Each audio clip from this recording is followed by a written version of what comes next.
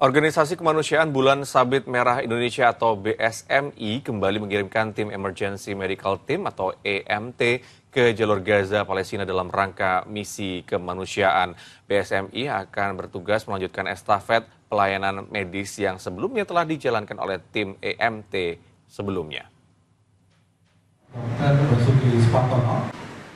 Organisasi Kemanusiaan Bulan Sabit Merah Indonesia atau BSMI kembali akan memberangkatkan Emergency Medical Team, tim medis yang terdiri dari 3 dokter spesialis ke jalur Gaza, Palestina.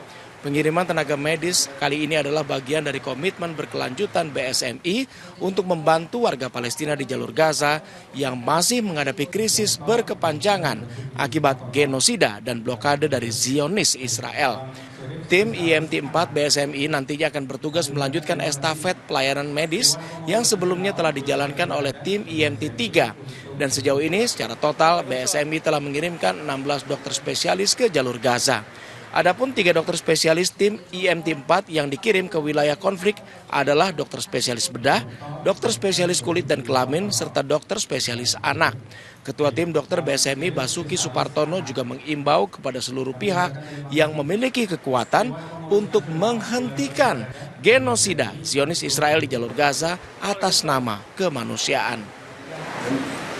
Hentikanlah genosida ini secepat-cepatnya, keluarkanlah tank-tank itu dari wilayah Gaza, karena anak-anak tidak bisa makan, orang-orang tidak bisa makan, tidak bisa bergerak, tidak bisa berobat, tidak bisa sekolah. Ini sudah luar biasa. Jadi jangka pendek sependek-pendeknya adalah mengeluarkan penjajah itu dari wilayah Gaza supaya rakyat bisa hidup normal seperti biasa. Apa yang dikatakan oleh BSMI sangat tepat karena kondisi warga Palestina di jalur Gaza saat ini sangatlah memprihatinkan. Mereka hidup dalam ketakutan di tenda-tenda pengungsi dan menghadapi ancaman kematian akibat kelaparan.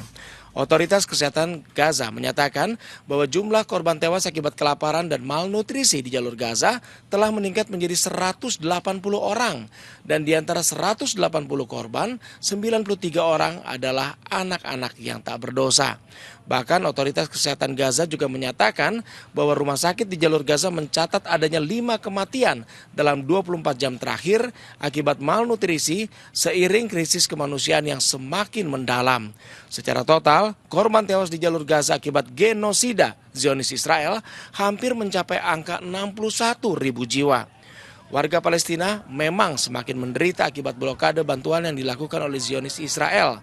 Zionis bersama dengan sekutu utamanya Amerika Serikat mendirikan yayasan yang bernama Gaza Humanitarian Foundation atau GHF untuk melakukan distribusi bantuan. Namun banyak warga Palestina yang tewas dibantai secara kejam saat antre bantuan di lokasi GHF. Warga Palestina mengatakan bahwa sebelumnya lembaga yang menyalurkan bantuan adalah UNRWA dan mereka menilai peran UNRWA dalam mendistribusikan bantuan sudah baik.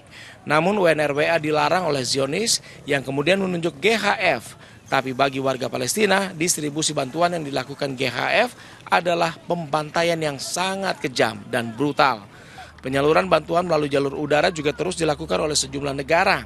Namun bantuan ini tidak selalu jatuh ke wilayah yang aman dan terkadang ada yang terjatuh di zona merah atau zona terlarang yang dikuasai oleh militer Israel. Selain itu sejumlah pihak menilai penyaluran bantuan melalui udara sebagai tindakan yang memalukan dan merendahkan. Tim Liputan Amnesty TV melaporkan.